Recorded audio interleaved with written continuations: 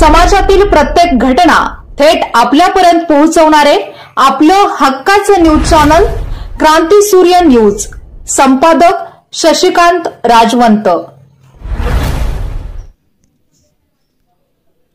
महायुतीचे भाजपाचे अधिकृत उमेदवार संग्राम देशमुख यांना पलूस तालुक्यातून मतदारांचा चांगला प्रतिसाद मिळत असल्याचे दिसून येत असून देशमुख यांनी वैयक्तिक भेटीगाठींसह प्रचारामध्ये गती घेतली आहे।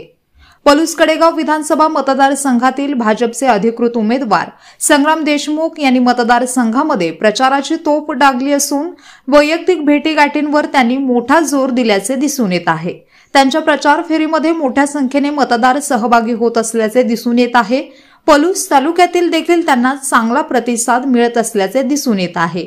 गुरुवार दिनांक 7 नोव्हेंबर 2024 रोजी संग्राम देशमुख यांनी भिलवडी येथील मुख्य बाजारपेठेमधील व्यापाऱ्यांच्या भेटी घेतल्या।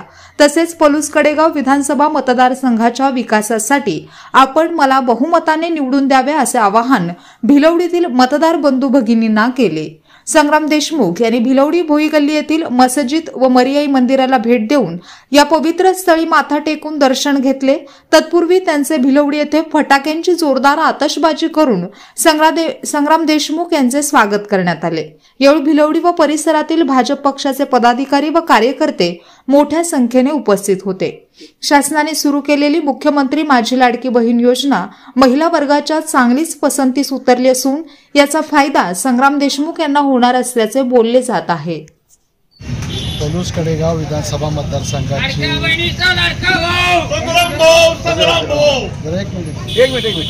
पलूस कडेगाव विधानसभा मतदारसंघाची निवडणूक उद्याच्या 20 तारखेला या ठिकाणी होते। भारतीय जनता पार्टी महायुतीच्या घटक पक्षाचा अधिकृत उमेदवार या नात्याने आम्ही या ठिकाणी मतदार बंधू भगिनींच्या समोर मी विशेषतः विकासाचा प्रगतीचा अजेंडा घेऊन ही निवडणूक या ठिकाणी लढवतो। केंद्र सरकार राज्य सरकारच्या माध्यमातून या दोन्ही तालुक्यातल्या पलूस कडेगाव विधानसभा मतदारसंघाची प्रगती व्हावी, औद्योगिकदृष्ट्या त्या ठिकाणी उभारणी व्हावी, प्रत्येक गावातला विकास साधण्याच्या दृष्टीने त्या ठिकाणी मदत व्हावी हा हेतू डोळ्यासमोर ठेवून आम्ही ही निवडणूक या ठिकाणी करतोय। आम्हाला खात्री आहे की मतदार बंधू भगिनींचं मोठ्या प्रमाणावर या ठिकाणी आम्हाला पाठिंबा मिळतोय आणि त्यांच्या आशीर्वादावर ही निवडणूक आम्ही निश्चित जिंकू। लाडकी बहीण योजना ही मतासाठी सरकारने केलेली नसून आमच्या असणाऱ्या माता भगिनींच्या त्या कुटुंबातल्या असणाऱ्या कुटुंबाला मदत व्हावी या हेतूने ही योजना आहे आणि त्याचा निश्चितपणानं मुख्यमंत्री सन्माननीय एकनाथ शिंदे साहेब असतील, आदरणीय आमचे नेते फडणवीस साहेब असतील, आदरणीय अजितदादा असतील यांच्या सरकारने केलेली योजना ही खऱ्या अर्थानं आमच्या भगिनींना झालेली ती मदत आहे आणि त्याचा निश्चित या सरकारच्या उद्याच्या निवडणुकीला मोठ्या प्रमाणात आशीर्वाद मिळाल्याशिवाय राहणार। मुळातच काँग्रेस पक्षाच्या नेतृत्वानं कायमच अशा योजनेवरती टीका टिप्पणी केली। त्यांच्या इतक्या वर्षाच्या राजवटीच्या काळामध्ये अशी एकही योजना त्यांना सुचली नाही की त्यांनी सर्वसामान्य शेतकरी असतील, व्यापारी असतील, नोकरवर्ग असतील, प्रत्येक घटकाला महिला असतील आणि सगळ्या सवलती संदर्भातल्या असणाऱ्या योजना कधी त्यांनी सुरू केल्या नाही किंवा मोठ्या प्रमाणावरती निधी देताना आपण पाहायला मिळत नाही। निश्चितपणाने त्या योजनेचा फायदा उद्याच्या निवडणुकीला महायुतीला झाल्याशिवाय राहणार।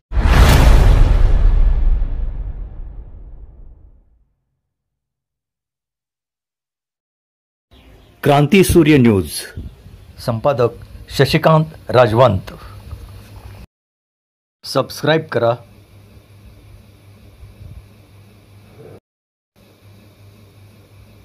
बेल आयकॉनला क्लिक करा